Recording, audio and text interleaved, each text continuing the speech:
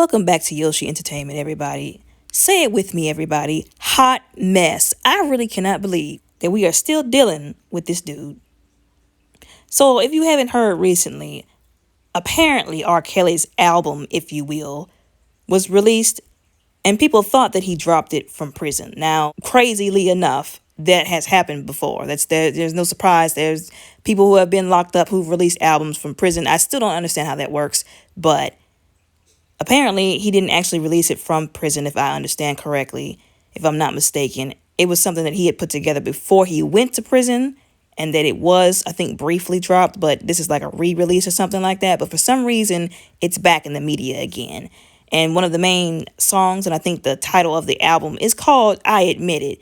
Now, we all know what this dude has done, and I don't know why some people seem so hell-bent on trying to make him some innocent person. Yes, he has some pain and some trauma, but that's something that he should have taken responsibility for as an adult and gotten help with. Not turn around and inflict said pain and trauma on other people and traumatize them and cause them pain. This is not an album. It's a confession in song fashion.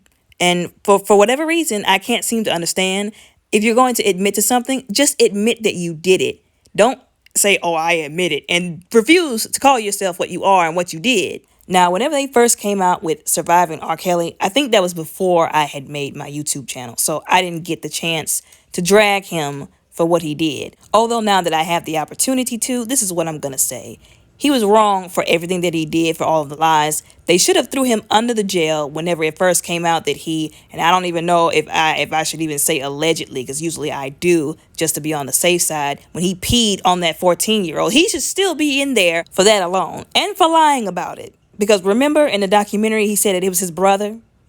That was trifling, but somehow he managed to beat that. But all the other stuff, like, I just don't understand how we let him go that far without consequences. But I'm not going to get on the soapbox, because if I get started, this is going to be a long video. Mostly of me just dragging him and his enablers and some people in the black community for making excuses for him and protecting him. But anyways, apparently the I'm not going to even call it an album, the confession that he dropped, I think it was taken off of like iTunes or Apple Music, wherever streaming service it was put on.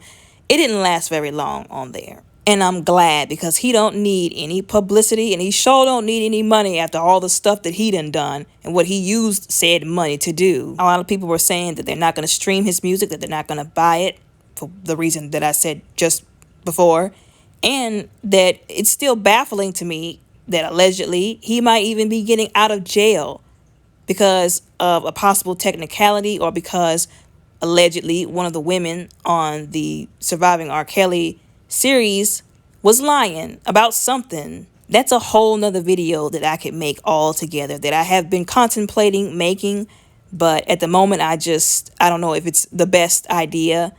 But after watching that entire series, which I did, I sat down and I watched it, and I was pissed off, I'm not gonna lie.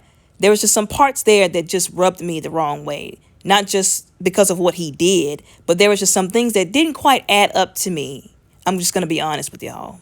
I don't usually drag people, but if he gets let out of prison, especially after everything he's done, I'm probably going to drag him. There shouldn't even be a whether or not to let him out after dropping that album. Like I said, it's not an album, it's a confession. So why are we even contemplating letting him out, even on a technicality? But apparently that's how stuff works in the justice system.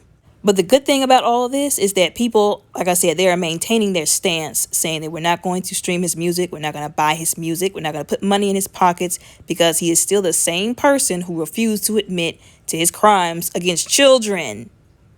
I'm sorry, y'all. When I saw this, I was mad. Like, I was mad.